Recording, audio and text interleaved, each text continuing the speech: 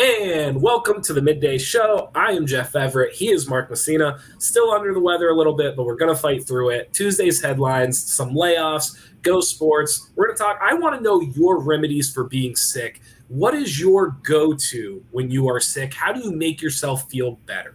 Take a nap.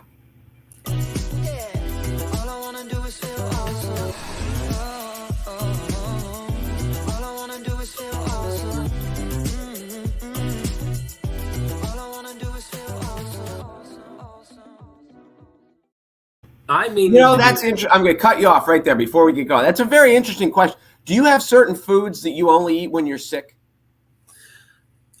When you say only eat, I have certain foods I only crave when I'm sick. Like I love ginger ale, Mm-hmm.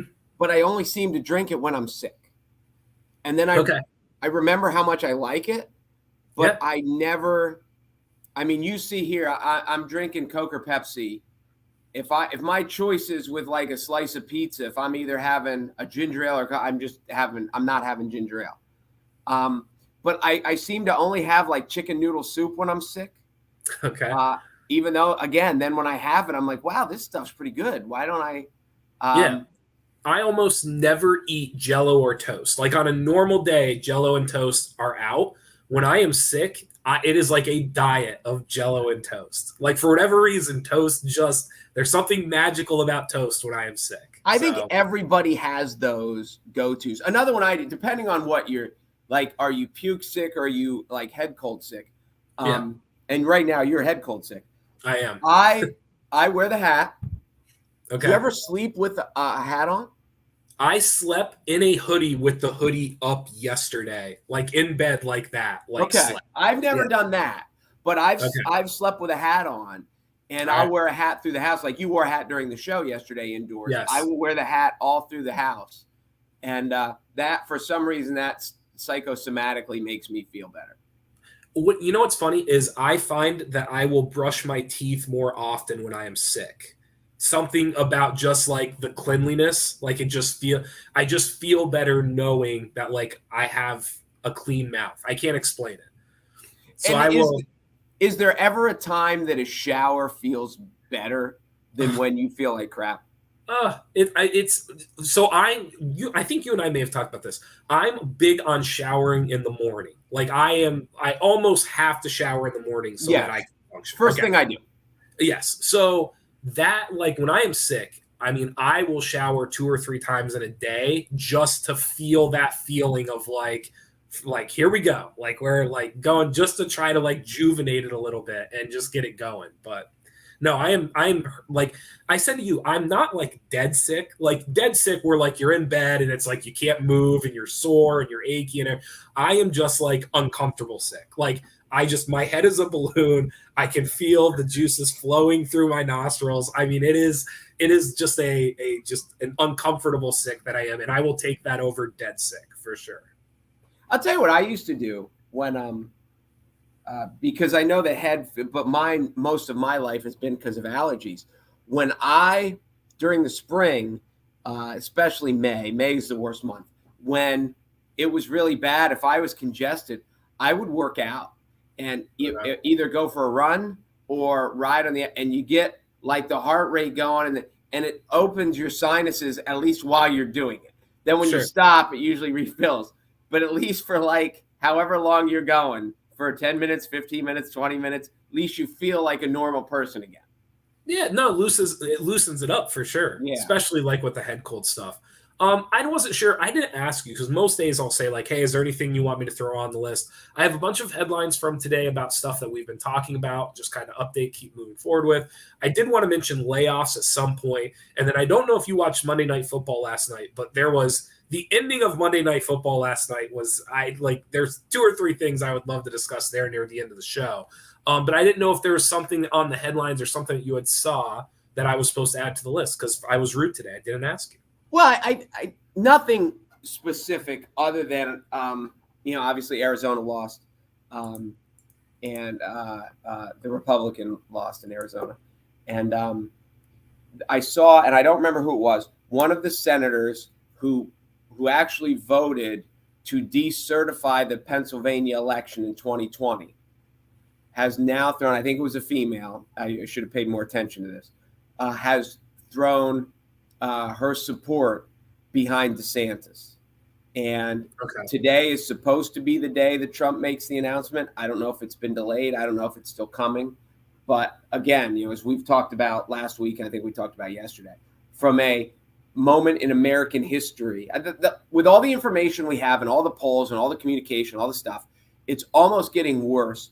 Nobody thought Trump was going to be Hillary. And I say nobody. But if you remember back to the time, even on election day, people expected Hillary to win. And then Trump won.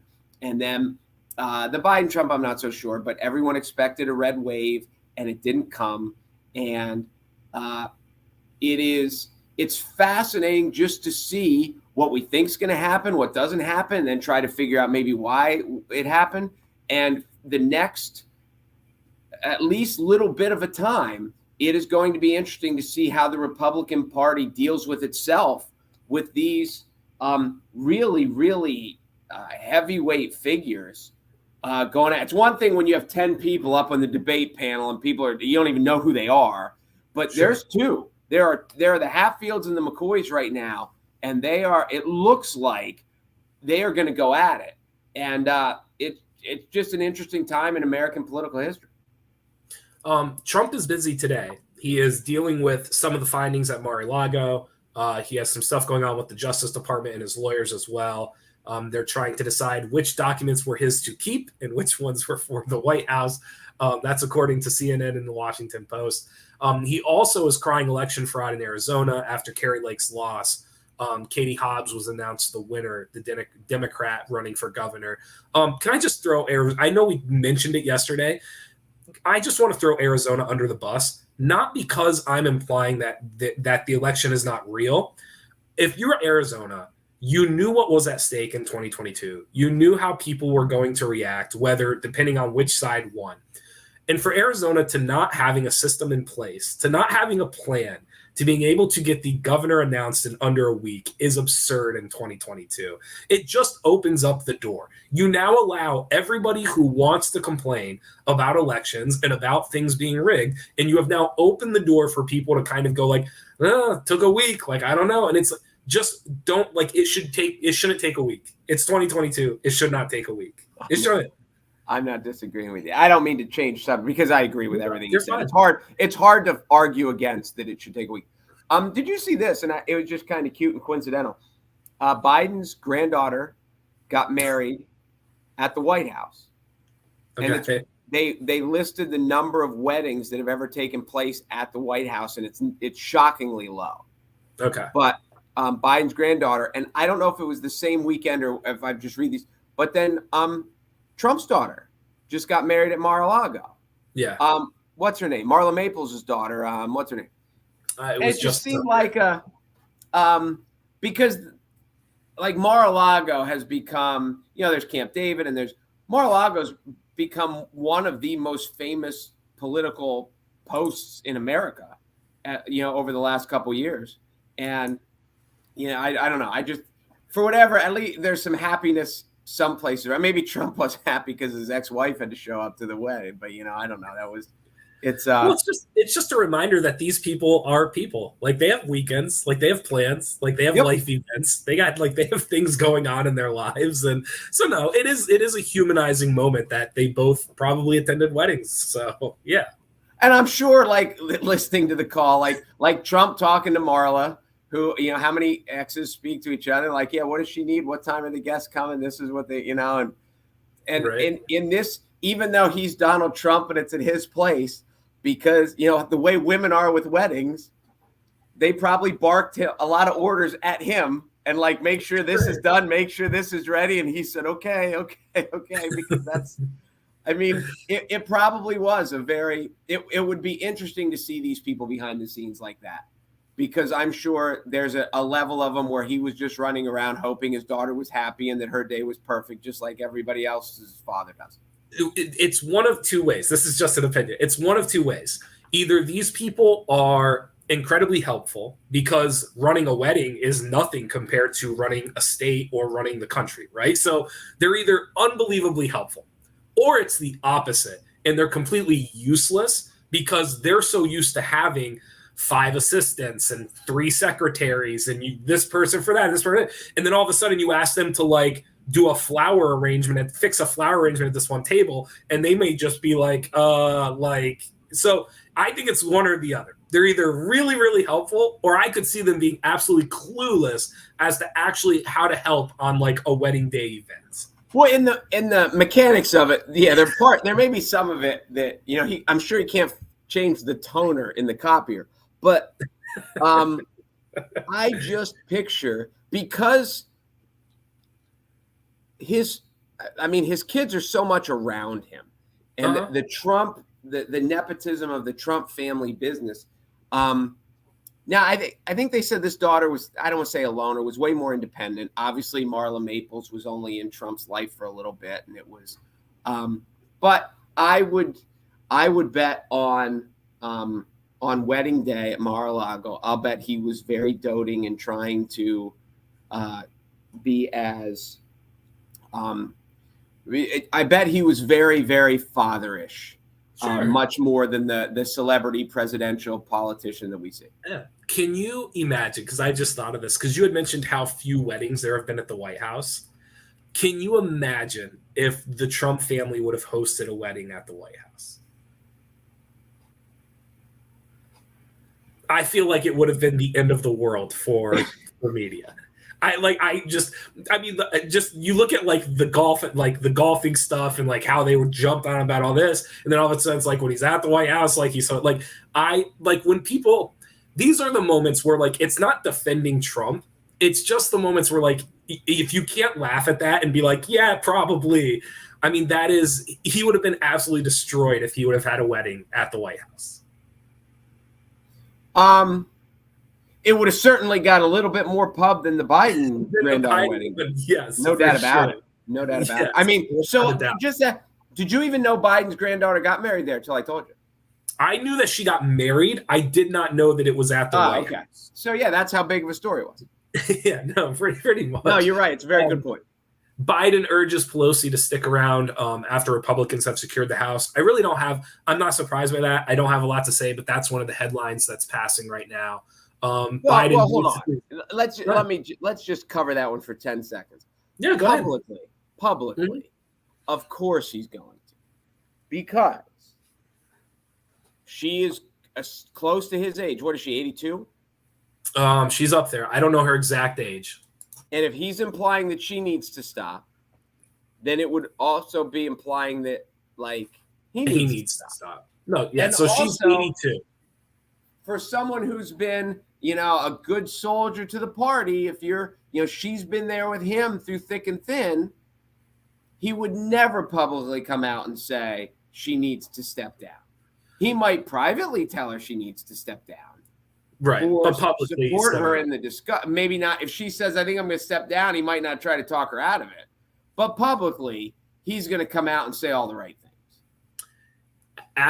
I don't know if you and I have discussed this before. If it ends up being Biden and Trump in 2024, Joe Biden, do you know how old Joe Biden will be in 2024? 80, won't he? He'll be 81. Trump will be 78. Mm-hmm. It'll be like that movie when Stallone fought De Niro, Grudge Match.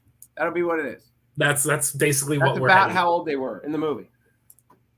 That's what we're heading towards. I did not mention this to you, but I find this one very interesting. The University of California, they are dealing with a workers' strike, but it's unique. 48,000 University of California graduate student workers have gone on strike. They believe they have been exploited and that they are not being paid fairly for their efforts on campus. 48,000 what? 48,000 graduate student workers. So think of it this way. If at Penn State, obviously you can't just look at main campus. You would have to look at all the student and graduate workers across the state at all the branches. You're talking Cal State Fullerton, Cal State Santa Barbara, Cal State San Luis Obispo. Correct. all of them. So apparently I say all because I'm sure not all 48,000 students are like they're protesting or that, but essentially 48,000 grad students, workers are on strike, claiming that they're not paid enough. I find that fascinating. Were you a student worker? We've never talked about this. No, I got a funny story though, if we're bored. But no, I was not. So I was a student employee. I did a ton for intramurals, and then obviously was an athlete on campus as well. I will say that obviously minimum wage. You're not getting anything more than minimum wage if you're a student worker. It's not really happening. I never felt underpaid. I just always felt like fortunate that I was able to do something on campus. So I don't know. I'm assuming these people are getting minimum wage. If they are getting minimum wage, I don't know if exploit is the correct word. Yeah, I mean, here's part of my daughter has a work study job. That's what they call it, work study when you were there. No, I mean, it wasn't referred to as work study, mostly because I don't think it had anything to do with an actual course. Like because of intramurals, like it's not coursework, it's not for a professor. No, I get it. Like you're part of student activities, essentially. Okay. Well, my daughter works at the fitness center. Okay. And she says she sits there and does homework, making sure that people swipe their cards, that, non-students don't use the student gym facilities. And I said, that sounds like what our guys used to do. So she's like, I sit at a desk and study for 2 hours and just make sure their cards got swiped. And every now and then I have to say, oh, it didn't go through. Can you come back and re-swipe it? And sure. But yeah, so it depends, I guess, what you do, because I know they need someone to do her job, but she's basically paid to study for 2 hours and sit at post. So yeah, it depends what they're complaining about. I'm not some of these jobs are pretty cushy. And it's like it's almost like a paid study hall with a little bit of responsibility. Yeah, so 48,000 teaching assistants, postdocs, researchers, and graders on the front lines of teaching and research at California's prestigious public university system are seeking a minimum annual salary of $54,000. They are also asking for increased childcare benefits, saying they do not earn enough to live in the state. This also includes university workers and student employees bargaining in good faith, even though they are not a part of the union. I mean, if they're teaching classes and stuff, it's different. So these are certainly higher up people than students that are just doing stupid stuff. The majority of them, I think the keyword is grad assistants. So I think what that implies is that they view themselves as they already have achieved a college degree. Well, I think so. I can understand that if they feel taken advantage of. So you've got a grad. Did you ever have at Lock Haven? Did they have like grad students? What are they called? Proctor your classes or? I had a grad student actually like basically lecture one of my psychology classes. Did he do it all the time? Did he do the whole class? Almost every class. Okay, so I could imagine if you have some of these people who they're doing all the teaching while the professor is doing research and writing papers, and they're like, he's making this much, and I'm doing all the work and making this much, I can understand that. If that's how they feel taken advantage of, I agree with them. Does it surprise you at all that this is happening in California? Because to me, this screams California. I was going to say, no, there isn't a whole lot that happens in California that surprises me. Except that the Rams have sucked this year. That has surprised me. But that's here's the last thing as far as like headlines that I want to stay off. And the reason I'm bringing it up now is because basically Silicon Valley, California, tech layoffs are out of this world right now. It's kind of being swept under the rug, I think, for two reasons. Obviously, with the elections, everything else going on. I think the other reason it's being swept under the rug is because they're all being announced independently, and they're all kind of like 3 or 4 days apart. So it's not really like this one shot kind of like it's all happening. So in the last month, it's estimated that 10,000 tech jobs across 72 companies have been lost or laid off. Amazon was the most recent one. They're laying off 10,000 jobs. Meta, also known as Facebook and Instagram, they are letting go about 13% of its staff. They laid off about 11,000 people. Zuckerberg attributed to cuts of over-hiring during the pandemic. He also posted a letter and a video to the corporate website, talked about the decline in e-commerce, a couple of other things as well. Twitter, almost 4,000 jobs. And then there's Microsoft, about 1,000, Zillow, Robinhood, Snapchat, all of these having huge layoffs, 120,000. Here was my kind of pitch to you, and then we can dive into it. I think 120,000 layoffs obviously is a big deal. I would argue that this is unique in the sense that this is not your typical American layoff. This is not the auto industry laying off factory workers. This is not that type of, what I want to say, that demographic of America. This is 120,000 people, and most of them are going to have college degrees, if not multiple. These were people that were making six figures in most cases. These are people that have, what's the word I'm looking for? They've received benefits. They expect to get certain things out of this. 120,000 of those jobs gone. Where these people go, where they expect to make what they were making, to have the perks that they were receiving, where they feel their talents would be used or leveraged.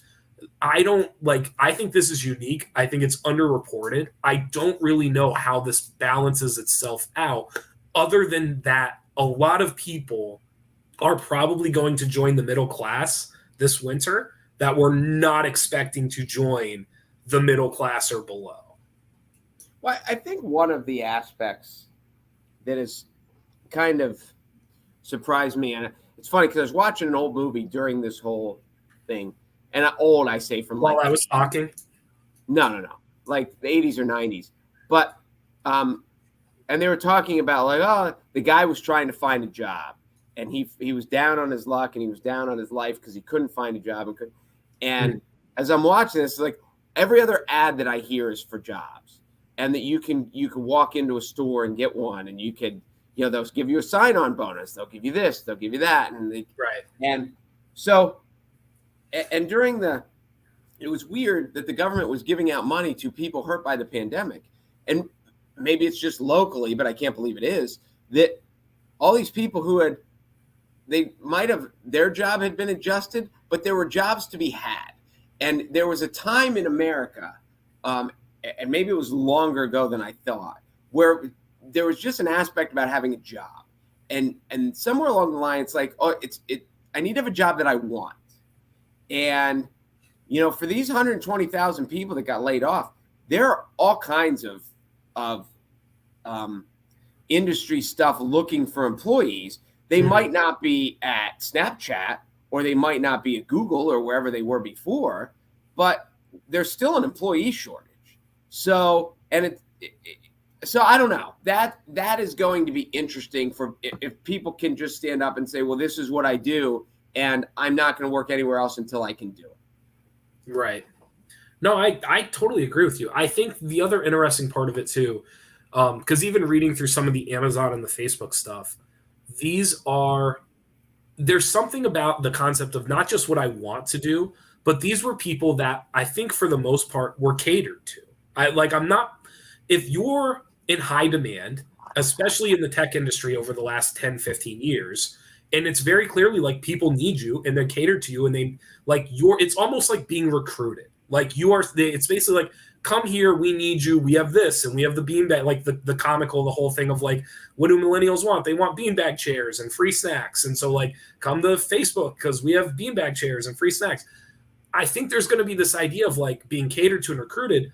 And I'm curious to see, like, out of these 120,000, if half of them are in like high tech, right? Like these are jobs that were specifically geared towards what you would do at a Facebook, right? What you would do at an Amazon. Like all of a sudden, the difference from being recruited to do your job to now, like you're going out and seeking it, like you're asking for a job, are two very different things.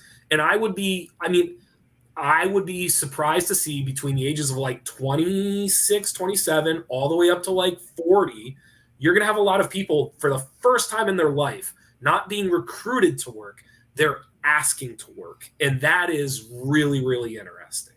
Mm-hmm. No, I agree. I agree with you. I don't know. Like, I joke all the time. My mom, who I love dearly, I'll just say that before I tell the story. My mom, who I love dearly, she applied for a teaching job when she was out of college. And guess what? She didn't get it. She got the job. Oh, okay. And then guess where she worked for her entire career? Oh. At that job. So I think there's a generation of people who, I'm not saying everybody is this way, but there's a generation of people that, like, you apply for a job, you get the job, you work the job, and then you're there, and you kind of like, it's a career, right?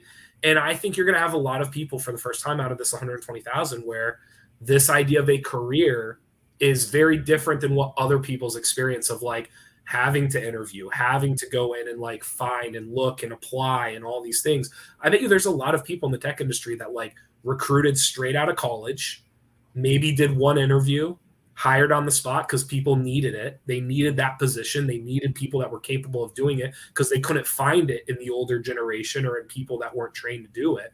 And now for the first time ever, like, they are out there in the open trying to figure out what to do. It's going to be really interesting. Well, don't you think too that it's because our generation is more annoying? Like, could you imagine someone putting up with you at the same job for 40 years? It's impossible. Like, they obviously could deal with your mom, but they couldn't do it with you. It's impossible. It's impossible. I don't know how, someone actually asked me this, how you and I don't actually get mad at each other. We've only been doing this for 2.5 years, and someone legitimately asked me, like, how do you guys just never, like, freak out? I was like, oh, it's just not worth it. It's not that serious. It's not part of the vibe. I don't know. It's not part of the vibe. If your daughters hear you say that, they're going to lose it. Why? It's not part of the vibe. Why? Did I say that wrong? I'm going to start sneezing and coughing. Can we just do Monday Night Football very quickly? Did you watch any of this? I saw the very, very end. My son has complained about the roughing the quarterback call at the end that kind of gave Washington the win. I thought the guy was stupid, and he was 5 yards away, and the quarterback was down. He ran after him and jumped on him. And, like, did he knock his head off? No. But was it necessary? No. And Eagles. Can't you have, because I'm on Jimmy's side on this, can't you have something in the rule that it's a judgment? Like, very clearly the quarterback was not in danger. The point of the rule is to keep the quarterback out of danger. The quarterback wasn't in danger, and thus I don't think it's worth throwing the flag. Do you know how far he went before he? It's like a 250-pound man going full speed. Like, it's not simple. It's not a video game. Like, they can't just stop. But hold on. Now, you're worse than my kid. I pulled this up. I defined it. Okay. I'm going to take pictures of it. I don't even know if I can share this, so I'm not going to. If you go, I have. Here, can I do this? Is this legal? Probably. I don't know. There's a picture here. Here we go. Yeah, there's the quarterback down. Yep. And the guy standing at the top of the screen, the Eagle guy, is the guy that runs in and hits him. Correct. But you're going to tell me that he can't stop? Yes, because what that picture is not showing is that is one of the biggest men on the planet moving full speed. It's dark now. Is moving full speed, and you just want him to stop. Like, or you just go around. Stop. Or just touch him.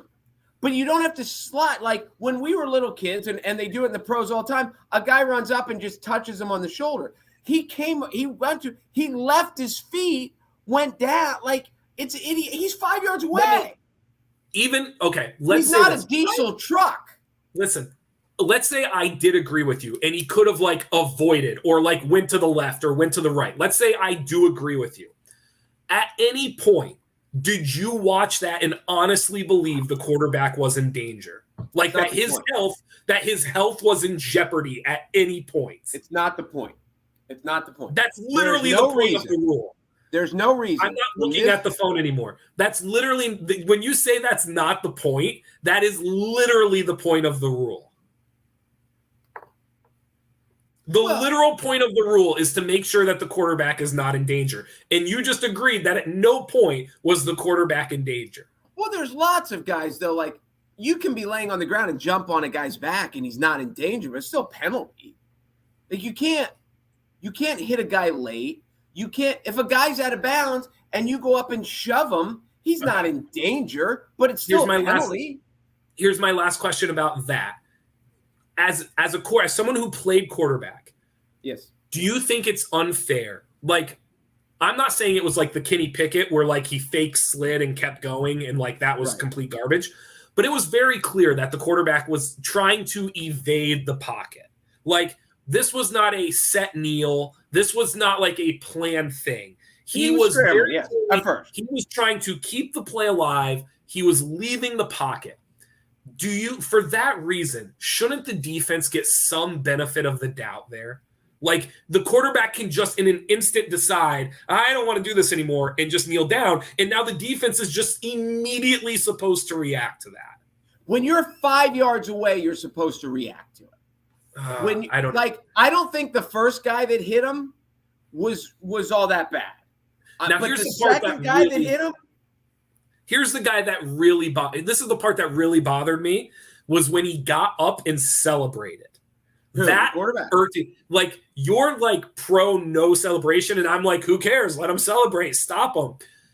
The quarterback getting up and celebrating after the penalty, like he did the full-fledged. Did you see him? He did like the full-fledged like first down. Like you, I kind of agree with you. This is what the only reason. God. Sorry. The only reason his head is not laying on the ground is because of a ridiculous rule that basically tells the defense you cannot hit the quarterback when he takes a knee. And then when you take Why is that a ridiculous rule? And you barely get touched, you're going to stand up and celebrate like you just ran 10 yards through the defense for a first down? No. Like, I'm out on it. Like, that was ridiculous. Okay, well, here's what I would say. In a lot of ways, I do agree with you, and I think if this is a normal quarterback, this is the backup, and they think that Carson Wentz, the starter, is going to be healthy enough to play again. So I don't want to say this guy was kind of playing for his job, but to go on the road and to be – and he didn't have a Hall of Fame day, but to go on the road and beat the only undefeated team in the NFL kind of gave him as good of a audition to keep the job. So I think there was a lot of that. But I agree with you. If this is a Hall of Famer, if this is Tom Brady or Aaron Rodgers or whatever, you're kind of like, you might want to calm down a little bit. This isn't. Yes. But there's, I don't know. It's to say that the guy, again, and you turn away from 5 yards away, that he can't, and he doesn't have to disappear. He doesn't have to hurdle him, but there's no reason why he has to go down to the ground. So I think the part that maybe we disagree on is that as a defensive player, when he is trying to evade the pocket, he is like in your head, he is no longer the quarterback. He is a runner of the football. No, he's the quarterback. He's evading the pocket. I understand that's not what the rule says. I'm just saying to you, as somebody that is trained, my job is to like see ball, hit ball. Like, my job is to like chase down the person with the ball. The moment he starts evading the pocket, like this idea that he's just this helpless quarterback just standing back there and could get blindsided, the moment he's leaving, I think that whole thing should just be a judgment call by the referee. And it's very clear any referee could make the judgment that he was not in danger. He wasn't. There was no intent. Nobody was trying to hurt him. He barely got hit. He tried to move out of the pocket. I just think it's an absurd rule that no one's allowed to make a judgment call. Well, they are. It's totally a judgment call. But when he was leaving the pocket, he was leaving away from this guy. It's not like this guy was in the chase and all of a sudden he went down and he jumped on him. He went the other way. This guy's totally on the other side of the field. Then he took a knee, and this guy, instead of just running over and touching him, he came over and went to the ground on him. And it was just stupid. It's stupid. I get it. I think the NFL needs to seriously – they need to figure out a way, because quarterbacks are going to run more and more. They just are. Like, you're going to get to a point where 30 out of 32 quarterbacks are like legitimate rushing threats. It's happening. So to have rules in place where the quarterback is not deemed a ball carrier. The quarterback is not deemed a ball runner. But then you're going to allow like Justin Fields and Josh Allen and Lamar Jackson, Patrick Mahomes, they can like scamper for 25. And if they slide, you can't touch them. And it's like, but they can gain 25 yards and get up and salute. And it's like they need to figure out something as quarterbacks run more and more. What they do right now isn't fair to the defense. It's not legitimate. It's way hard for the defense. I don't disagree with that, but it's hard for every defense.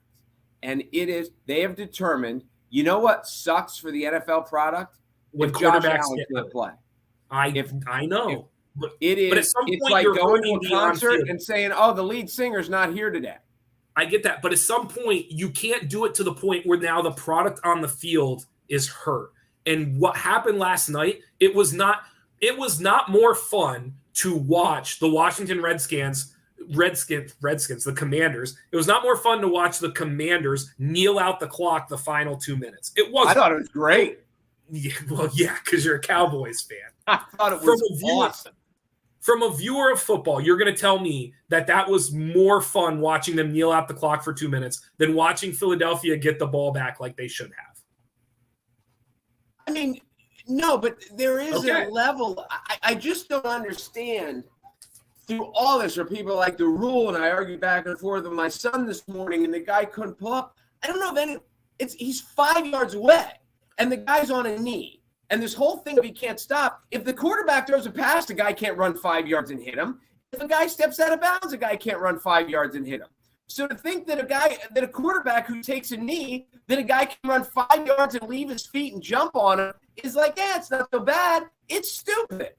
And, Eagles fans, that's what I told my son, I hope the Eagles keep doing it all year because it'll make us better. So this is the problem. The problem is that it happened to the Eagles. And so now you're being like you're not a fair viewer. Like you are officially biased to the play on the field.